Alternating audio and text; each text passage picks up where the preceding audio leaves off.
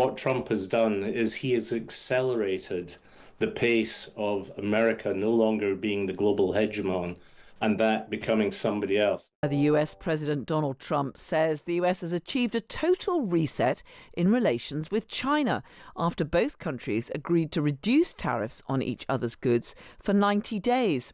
US tariffs on Chinese imports will fall from 145% to 30%, while Chinese tariffs on US goods will fall from 125% to 10%. US markets have surged after the deal between Washington and Beijing, which represents a major de-escalation in their trade war. The US Treasury Secretary Scott Bessent praised the new deal earlier today. We have reached an agreement on a 90-day pause and substantially moved down the tariff levels. Both sides on the reciprocal tariffs will move their tariffs down 115%. Well, let's talk to Michael J. McConkey, who's a partner at the international law firm Mayer Brown and an expert in US-China trade developments. Good evening to you, Michael. Hey, good evening. How are you? I'm very well, delighted to have you with us. How did we move so swiftly from this situation where the US and China were locked in this trade war, which had virtually brought all trade between the two countries to a halt, to a situation where they've decided that for at least the next 90 days, they're going to go back to where they were? Because both sides really needed this agreement.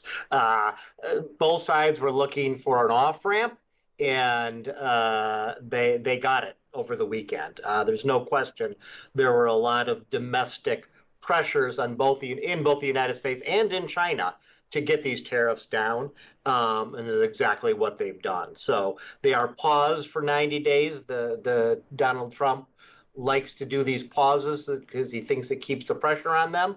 And I'm going to hesitate, but I'm going to go ahead and give it. I mean, my expectation is that these will, unless something drastic happens, this pause will continue past the 90 days. So you think that these could be lifted permanently, do you? I'm not sure. I'm not sure they're going to be lifted permanently in any short period of time, but I think they're going to be indefinitely paused. Let's put it that way. How much do you think this was about the fact that many sectors of US industry, we've heard about the toy manufacturers, and indeed people like Elon Musk, who's still for the time being a part of the US administration, were being hit really hard by these tariffs and finding it almost impossible to do business? Oh, there's no question. There was no question that was, it was those issues. People talking to the president, people talking to their congressional and senator representatives, and the U.S. stock market was clearly taking a hit with these tariffs, and he needed to move on them. He needed to get these things reduced.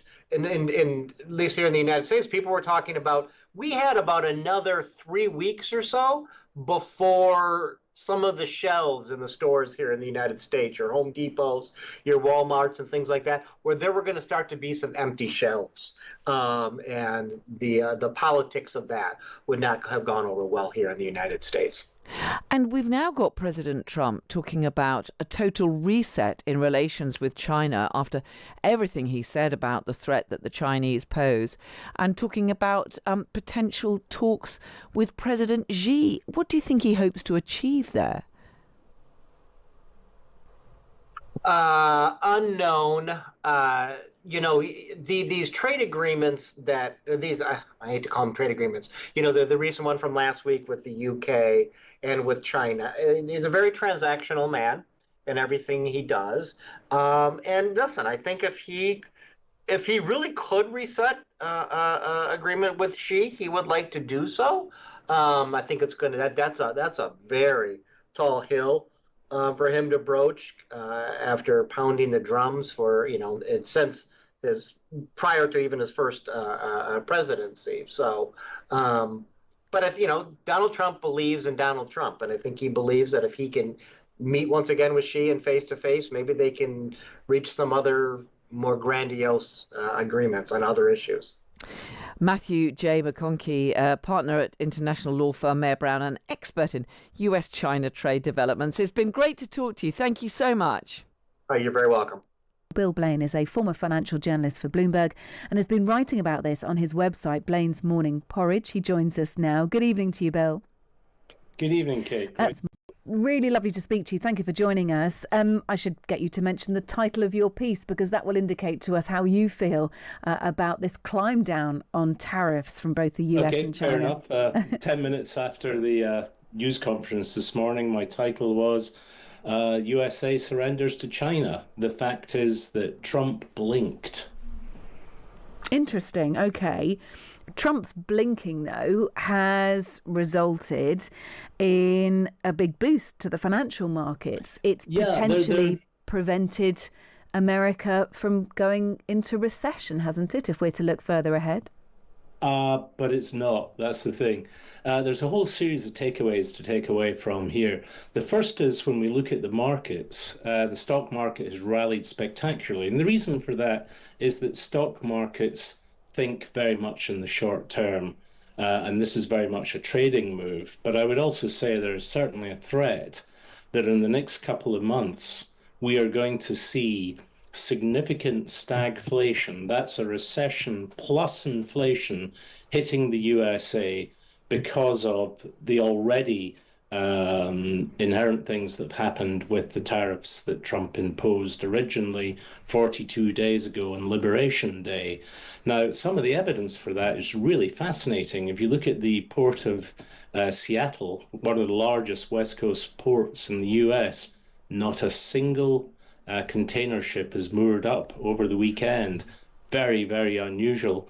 The Port of Los Angeles, second largest together with the other local ports in the USA, are saying that imports from China are down 35%. Now, that's going to have an inflationary and a recessionary thing, and that's going to hit the States no matter what was agreed today. I think what really happened today was that Trump blinked because finally somebody got through to him and explained what the consequences were going to be.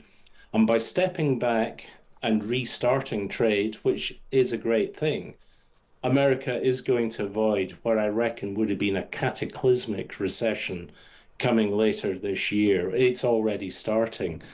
But they are still going to ultimately lose this trade war with China, because there's almost zero chance that global producers are going to follow up on promises that they make in return from favor from Trump. They're all going to say, yes, of course we're going to build factories in the States, but they're not, because they know they cannot produce in the USA at any kind of cost that's competitive internationally.